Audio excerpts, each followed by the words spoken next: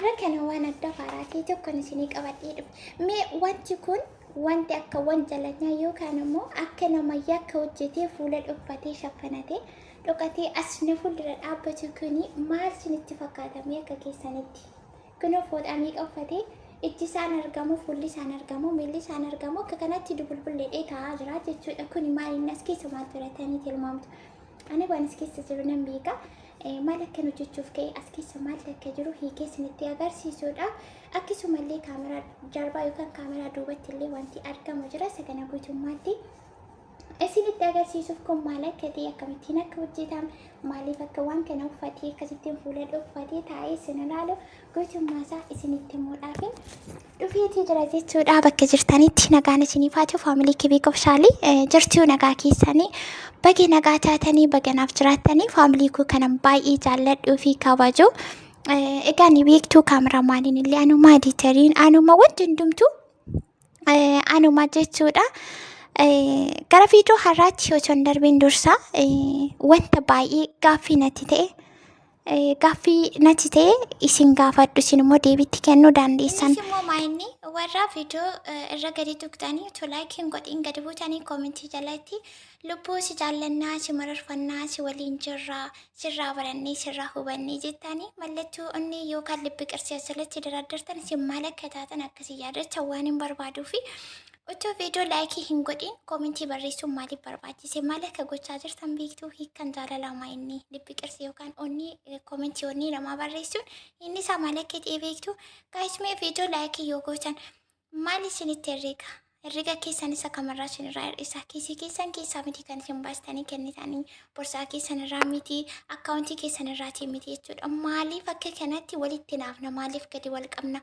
Baruma baraan bakkuma tokkotti yoo wal argine gaariidha. Namni tokko namni hojjetu namni as ba'e tokko yoo socho'e bakka sanaa ka'ee ol ba'ee guddatee yoo isinitti mul'ate maal rakkoo qaba? Bakkuma gaditti waggaanis baraanis ji'aan baatiin torbee wal argine gaariidha. Anamma miseensa yookaan immoo isa sabiskiraayibii 10,000 qaba. Namoota 10,000 kana keessaa nama 30-25 gaafa ka'e 10-15 shantu laayikii gochaatii jira jechuudha.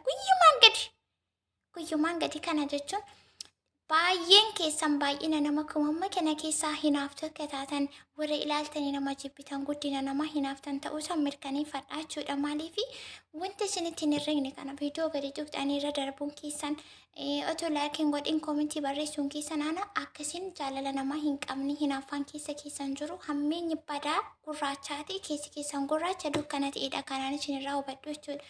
Nama tokko jaalladhee jabeessaa jira waliin jira irraa baradha irraa hubadha namni sun immoo dogoggoratee hubachiisuu hin danda'a gara sanarra yookaan laayinii sirriitti deebisuu hin danda'a kan jedhamu nama sana laayikii gootanii viidiyoo isaa ilaaltanii viidiyoo sana keessaa namni sun maal akka hojjechaa maal akka dubbachaa jiru erga adda baastanii hubattanii booda nama sanaaf koomentii yoo kennitanii baay'ee tokko bareeda waan gaariirra jira ta'e namni sunis koomentii sanarratti yaaddi namaa nama barbaachisa waan ta'eefu sanarra dhaabbatee namni sun fuulduratti imaluu danda'a yookaan wanti sun sirrii miti ta'e immoo of dhaggeeffachuu maal hojjechaa jira namni uummanni kun irraa fudhachaa jiru jedhee sirreeffachuu danda'a jechuudha. Isin garuu guutummaa guutuutti hinaaftota goomachuudha dhugaa dubbachuuf.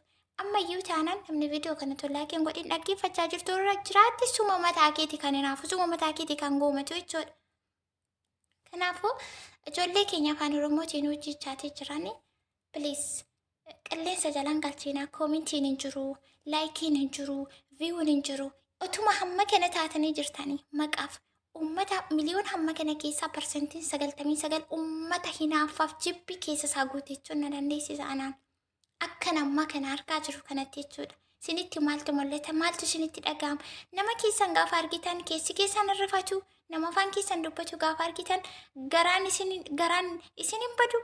Namni sun laayikii godhamuuf hin qabu jajjabaachuu guddachuu hin qabu maal isinitti herregame yoo laayikii gootan bilis viidiyoo laayikii godha akkasuma namoota ganaa dhufaa jiran illee biqiltuun lafaa baatu kunuunsa kutukkutaa wantoota barbaachisu barbaaddi waan ta'eef akka isiniin jedhaa viidiyoo laayikii gochuun eegala guyyaa har'aa kan ammoo kunuu akkuma asirratti argaa jirtanii wanta na fuulduratti shaffanatee uffatee taa'u kana jechuun qabaatee baay'ee ajaa'iba ta'e tokkoon hojjedheetii dhufee jira jechuudha. Fiigootti fayyadamuu fi warri isiniif ta'e kamittiin akka hin hojjedhee fi na waliin itti fufuu dandeessu chaalenjii godhatanii Egaa viidiyoo guyyaa lama sadii duratti gadhiisarraa rifeensa korraa kukkuteetiin jira'anii aga ta'e isa sana yeroo gabaabaatti bakka itti deebisuudhaaf qibaatii bareedaa ta'e hojjedheetii jira. Kunoo ammoo wanti as keessa jiru kuni qibaatiidha. Kan otoo hin miicin dura itti fayyadamnu jechuudha. Akkasuma immoo qibaatii kan biraan illee ni jira. Kanan bitee haaraan ni jira. Gosa kanaa fixee ammallee deebisee kanan bitee qibaatiin kuni qibaatii qullubbii adii fasaashii isaati. Kun immoo avokaadoodha. Kuni qibaatii avokaadooti. Isaan kun immoo isa qibaatii qullubbii adii dhangalaasaa kana fixee ammallee deebisee isa kana har'a bitee jechuudha. Har'a bitee isaan kana kan otoo miiciinis dura fayyadamne ofirraa miidhuu fi erga rifeensa keenya miiccannee booda kan itti fayyadamnudha. Har'a guutummaa guutuutti akkamittiin akkan qopheeffadhu isinii qabadhee dhufe. Isin immoo sagaa akkuma isiniin jedhee turtii keessan haga xumuraatti na waliin godha. Kuni qibaatii kokkonaatiidha. Qibaatiin kunillee kokkonaatiidha. Isa kanallee akkamittiin akkan itti dabalu.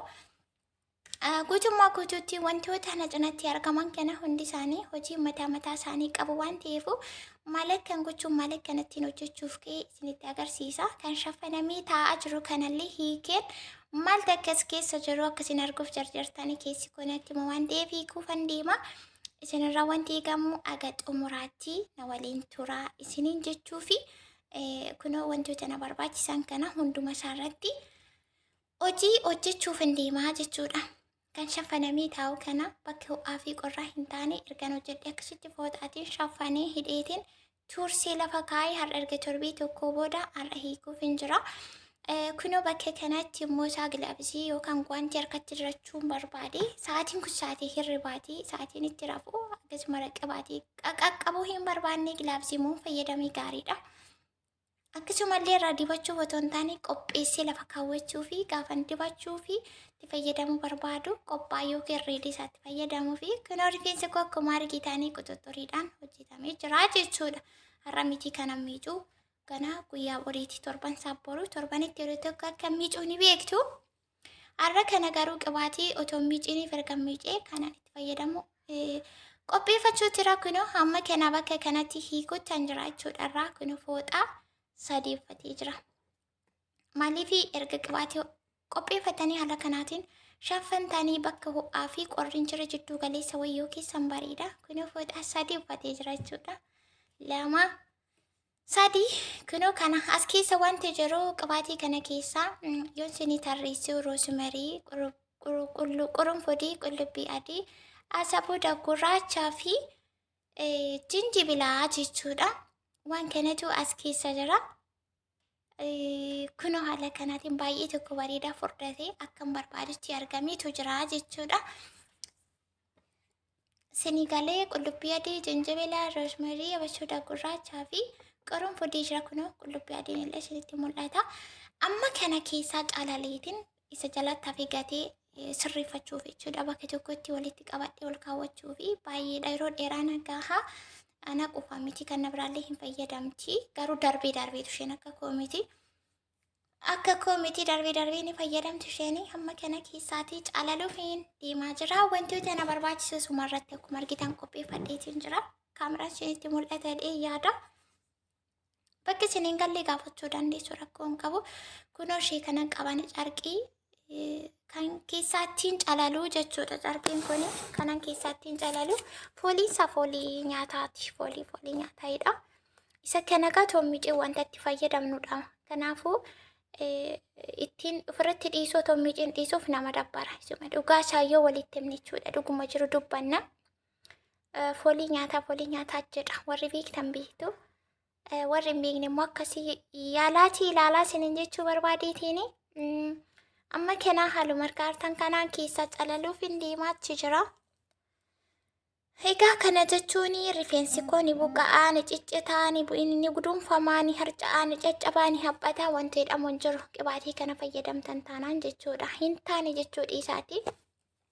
Akkam gootii, akkamitti fayyadamtee, akkamittan fayyadamee, bakka kamtu garaagarummaa qaba jettanii sirriitti hubachuudha kan isin qabdanu. Kun qodaan tokko guutee tokkotti calalaa jira. Dhumarratti isuma guddaa duraan keessa ture kanatti hundeeffadhaa jechuudha. Amma garuu keessa calalee qibaatii baay'ee orgaanikii ta'edha kanan hojjetachaa jiru. wanti nama ajaa'ibu isinitti mul'atu ture. Akka isinitti mul'atutti yaalaman jira. Yaa'u kaameraamaaniinis daayireektarii editariin anuma. Inni kunis rakkoodha akka rakkootti.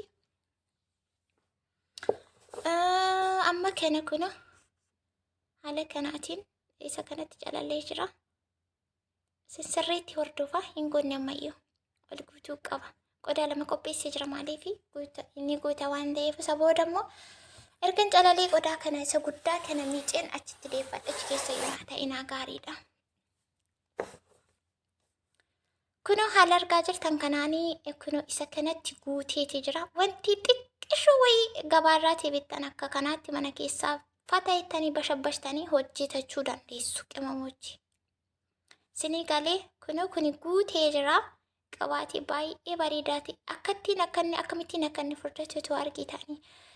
Darbee immoo nuti qabaatii furdaa akkasitti yoo fayyadamnedha malee rifeensi keenya uumammaan gardaaddaa jajjabaata waan ta'eefuu qabaatii dhangala'aa baay'ee qal'aa ta'etti yoo fayyadamne akkuma bishaanii keessa yaa'ee darba. Darbee immoo qabaatii fasaashii bichaa kan fayyadamtanidha yoo ta'e inni sun rifeensa hin caccabsa gaa'is. Dirqama qabaatii furdaa ta'e yookaan kireemii ciqaa ta'etti dabalachuuti qabdanii jechuudha. Kunoo wantoonni jala jiranii akka jiranitti guuramanii nam'anii jiru. Akkuma isiniin jedhee roosmarii, jinjibila, qullubbii adii fi ambasuuda gurraacha qurunfudiin as keessatti naqee oliif ooyilii wajjiniiti walitti danfiseen kanatti naqee yookaan ho'isee kanatti naqee torban tokko uffachiisee haguuggatee fuula dhokfatee tureen har'a haala kanaatiin keessaatii calalachuutti jira jechuudha. Isinii galee akkanaaf akkasii dubbiinii na waliin jirtu isinii gala. Kunuugaa haala kanaatiin ergan keessaa qaxanni godhee calalee booda qodaa sananii miicaa jechuudha. Geessiitiin miicaa qulqulleessee bakka sanatti deeffachuudhaaf haala kanaan erga keessaa cuunfinii booda wanta keessa jiru kana mi'oo isinitti mul'ate garuu du'ee jira. Lubbuun isaa darbee jira. Qullubbii adiin namayyuu hin jiru. Keessaa cuunfinaan immoo hin caccabe. Kunoo roosmarii, ambasuuda gurraacha, jinjibila, qurunfudii wantoota orgaanikii ta'anii rifeensa keenyaa yeroo gabaabaa keessatti bakka bakkaan nuuf deebisanii jechuudha. Kanan itti fayyadamu lakunoo tokkos keessatti hafe qullubbii adiin akkasiin mirkaneeffattanii fi tokko lubbuun oolee jira, kaan lubbuun darbee jira. Kunoo akka kanaatti jira jechuudha. Amma kana malee kan gochuuf deemu sirriitti na hordofa.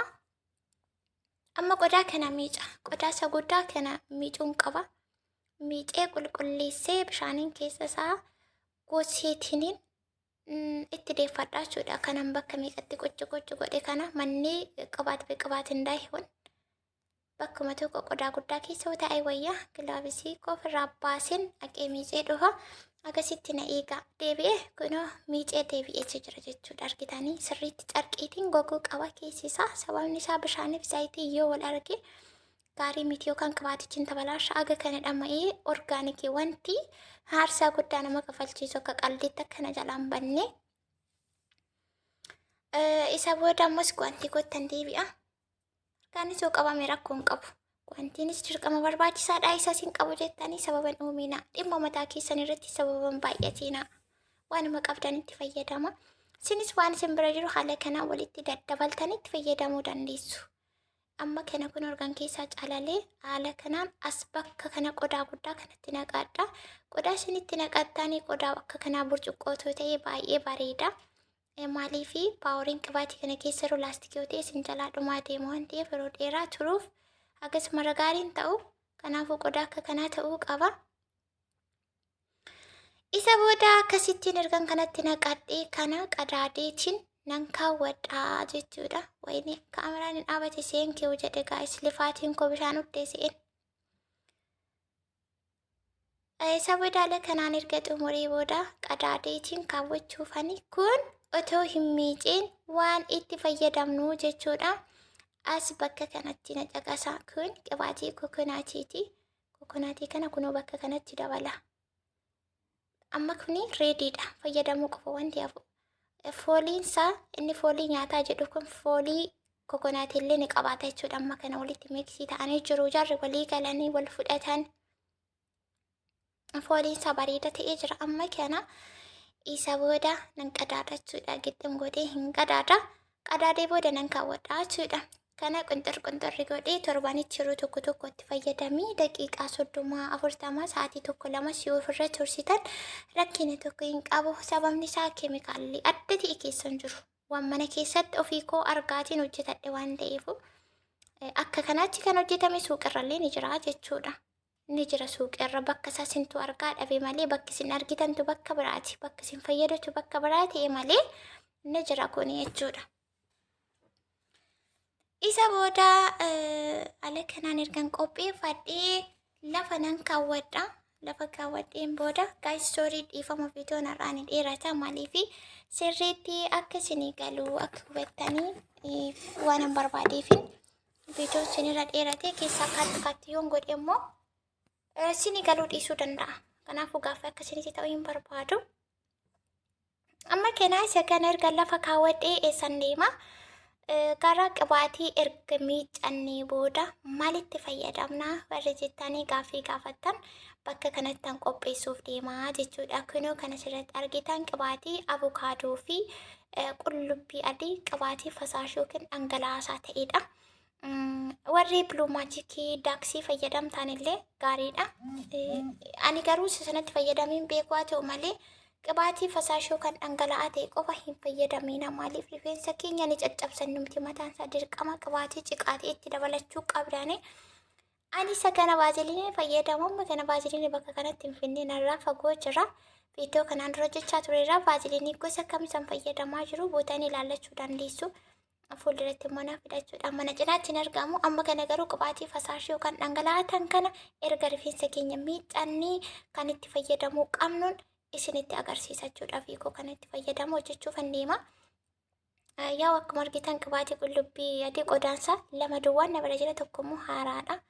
Avokaadoon kunillee har'aadha. Qibaatiin avokaadoo fooliinsa baay'ee tokko namatti tola jechuudha. Kan qullubbii adiirraa hojjetame kunillee akkasuma qullubbii adiirraa kan hojjetame heer giroo rifeensa kan dheeressuuf illee gahee guddaa kan qabu jechuudha. Qibaatiin qullubbii adii kun lubbuuwwan kana fayyadameetiin ture waanuma tokko nan fayyannee. Mee waan ani godhuuf ati gootu gadi taa'eeti adda addummaa garaagarummaa as jidduutii jiru ilaaleetii dura booda koomentii naa kennitu yookaan gaaffii na gaafatta bareedduu koo. Okay. Amma kana haala kanaatiin ergan walitti miksii godhe kan erga miiccannee booda jechuudha kan itti fayyadamnu. Qibaatii torbanitti yeroo tokko kan irraa miiccamus kan irratti dhiifamus torbanitti yeroo tokko qofatu fayyadamtanii baay'ee tokko gaariidha. Akkasuma immoo rifeensa keessan guyyuma guyyaan kan biltan yoo ta'e guyyuma guyyaan qibaatii kan dibattan yoo ta'e qibaatiinis dhumaa rifeensis dhumaatii deemaa jechuudha. Wayituma rifeensa keenya harkaan qabnutti gumaan tokko lama keessaa baati. Yeroo filamu sana immoo baay'eetu keessaa ba'a. Galgala yeroo raftu ni filta, ganama yeroo kaatu ni filta, guyyaa ni filta. Matuma qaqqabaa oolta yoo ta'e rifeensi sirraa dhumte. Amma kana qibaatii qullubbii adii gimmaasha kanarra naqee jira. Irratti avokaadoon itti dabalaa jechuudha. Qibaatii ciqaanii qabu irra deebii vaaziliiniidha kana ni fayyadamu ani. Vaaziliinii fayyadama. Baay'ee na fayyadee naa ta'ee jira. Sinillee vaaziliinii soo fayyadamtan daaksii bluu maajikii isa jedhan sanas fayyadamee illee hin beeku bitee illee hin beeku. Isallee fayyadamuutii ni dandeessu rakkina tokko hin qabu. Amma kana kunoo haala margaartan kanaanii qibaatii fasaashii qullubbii adii kanaan akkanaan gimmaasharra naqee jira. Amma avokaadootti naqachuufi jechuudha walitti miksii godha. Yeroo itti fayyadamu isa sanas fuudhuurra bakka tokkotti miksii godhee qodaa tokko keessa yoo naa ta'e ani yeroo kollee naaf qusata qibaatii kollee naaf qusata jechuudha nallee fayyada. Kunoo haaluma argaa jirtan kanaanii kunoo itti guutee naqeetiin jira. Itti naqadheetii jira jechuudha. Kun amma gosa lama akkuma argitan kan qullubbii adiirraa hojjetame sanaa fi kan avokaadoo sana. Viidiyoo kana abbaa cimeetu haga xumuraatti dhaggeeffate fayyadamaa ta'aadheetii yaada. Dhumarratti kokonaatii kanatti naqa xiqqoo argitanii xiqqoo kokonaatiin foolii qaba. Fooliinsaa akkas keessaa hin beekamnetti dhokseetiin xiqqoo shibbicitti godhaa jechuudha. Tilmaamuma maankaa 2-3 caalle wayii argitanii qixxee erga ol darbeetiin itti naqee.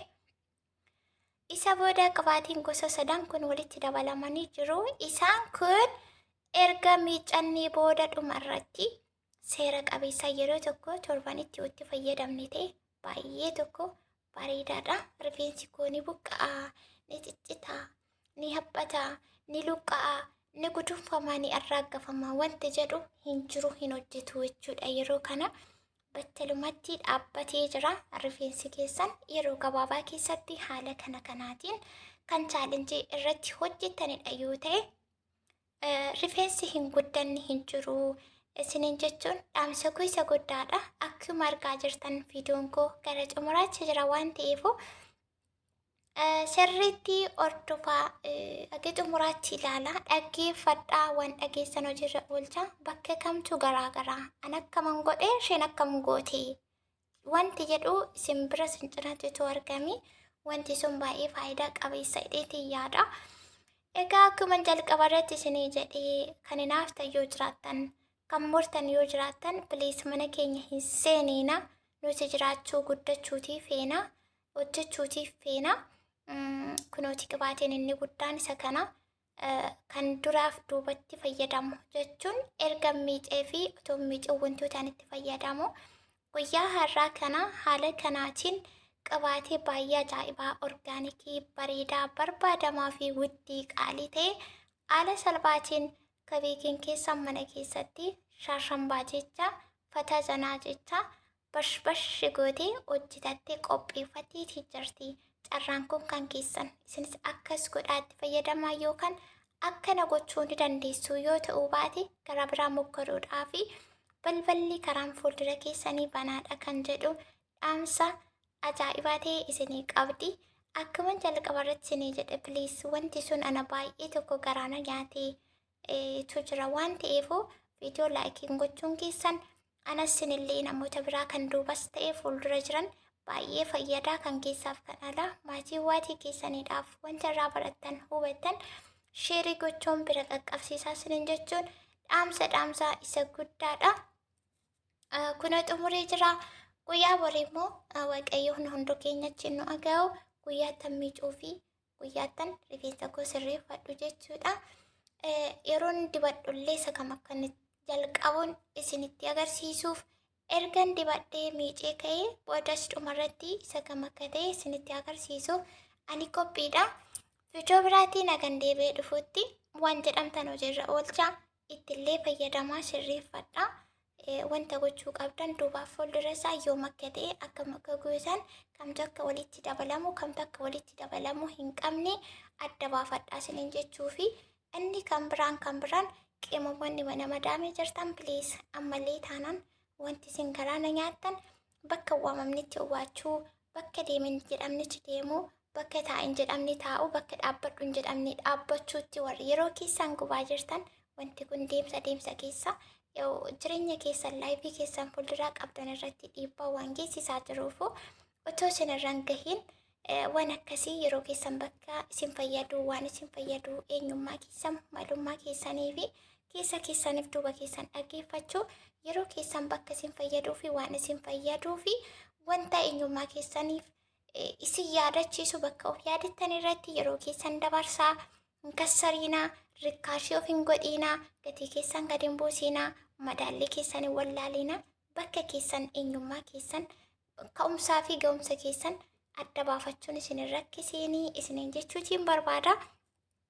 Inni kunis akka dhaamsaatti har'a kana viidiyoo baay'ee tokko isinitti hiriseetiin jira. Sababni isaa waanuma isinitti himuu barbaadu hedduun isaanii jira garuu yoon akka kana taa'ee isinitti haasaa oolee anallee viidiyoon natti dheerata.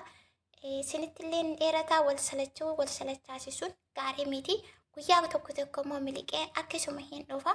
Inni kan biraa wanti ani isinitti agarsiisin darbeef isinitti himu yoo jiraate qoditti laastikii kanan qaba'anii ishee kanatti reetiin itti fayyadamachuudha. Qibaatiisa guddaa kana isin immoo yoo kana bitachuus argachuus hin dandeenye haayilaandii jarri bishaan keessaa dhuganii achi darbatan sana fudhattanii itti fayyadamuu dandeessu. Waa'ee keessaniif sababa kotitan baay'atina. Ani kanan qabu kana bitachuu hin danda'u akkas gochuu hin qabuun jedheena.